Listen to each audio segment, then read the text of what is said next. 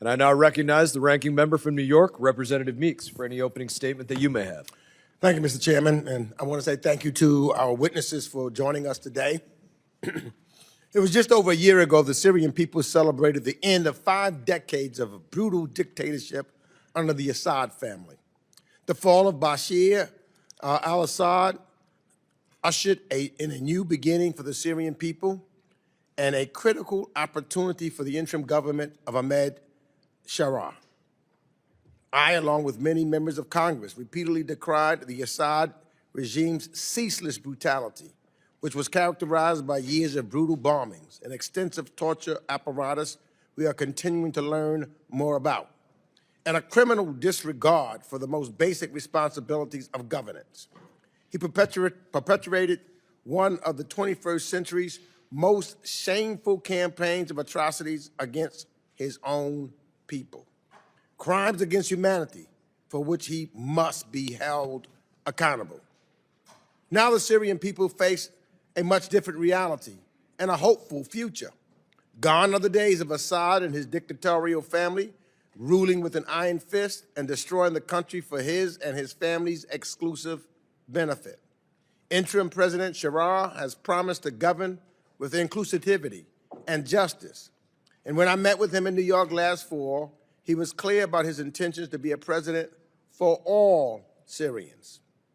Congress and the administration have recognized the hope and potential for Syria's future that this moment offers. We have responded by both waiving or eliminating long-standing sanctions on Syria, including the Caesar Sanctions Act last December, to enable critical investment and economic support.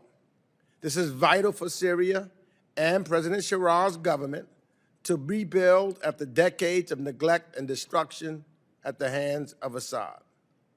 And while I am optimistic and supportive of the Syrian people working toward a new future, I am also deeply concerned by recent violence against ethnic and religious minority communities.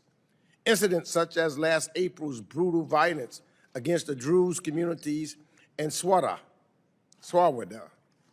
which killed dozens of civilians and damaged several homes, and continued attacks against both Syrian Christians and Druze underscores the insecurity plaguing Syria's transition. Last June's ISIS attack against the Marius Orthodox Church that killed over 30 worshipers and injured dozens more is yet another brutal reminder of the threats Syrian minorities face. Additionally, I'm concerned for Syria's Kurdish communities and the situation they face after years of their courageous partnership with the United States of America. The Syrian Democratic Forces, or the SDF, served as critical counterterrorism partners in operations against ISIS, proving an effective and capable force. But once again, the Kurdish people are facing violence at the hands of Damascus-based security forces, including as recently as just last month. I'm encouraged by the January 30th agreement between Damascus and the SDF, but need to see commitment from President Sharaa to implement it and rein in the abuses of certain units.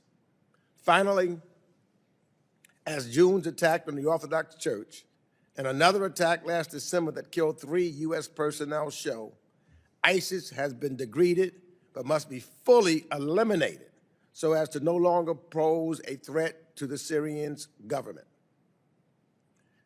as well as to Syrian civilians or U.S. interests and partners in the region. To be clear, eliminating ISIS is not purely a military matter. Stabilization and development efforts must also provide alternatives and livelihoods for those who are too often ripe targets for ISIS recruitment, especially families and youth in Syria's impoverished rural areas. But the Trump administration's destruction of USAID has crippled those efforts.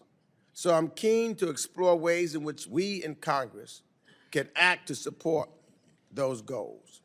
In short, while I stand with the Syrian people in turning the page toward a new future, we must see President Sharaa keep to his word of being a president for all Syrians and ensure Syria's ethnic and religious minorities are safe and fully represented.